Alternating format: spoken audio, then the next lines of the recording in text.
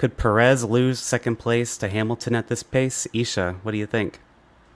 Alex, I think it's actually very possible. I was looking at how many points Hamilton would have to score, and to be honest, if Perez keeps up what's been going on the last two races, and Hamilton scores about fifth place or sixth place or higher in the rest of the six remaining races, I believe, he could very well take the second spot from Sergio Perez. But I think all of this more depends on Checo's performance than Hamilton's because he is in that Red Bull, but the past two, three races have been pretty hard for him. So if he improves, and brings back the domination that we've seen from the Red Bulls, then Hamilton won't be able to take the spot from him. But otherwise, he could definitely take that second position if he scores like sixth or better in the remaining races.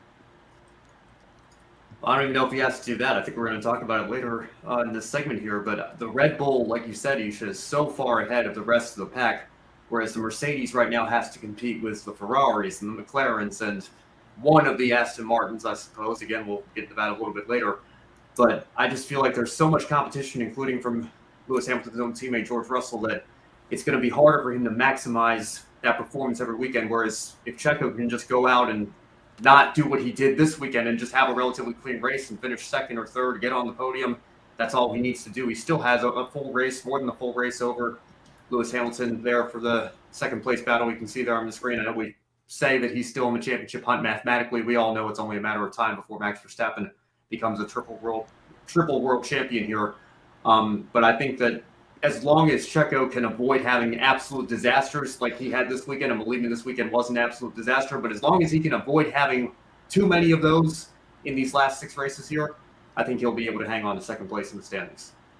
Yeah, Ben, I totally agree. And I think it's just got to be putting faith in the car. He's just one of the three now drivers to have won this season. And I think just if he just puts his foot forward in the right positions for the rest of the season, it's not going to be an issue.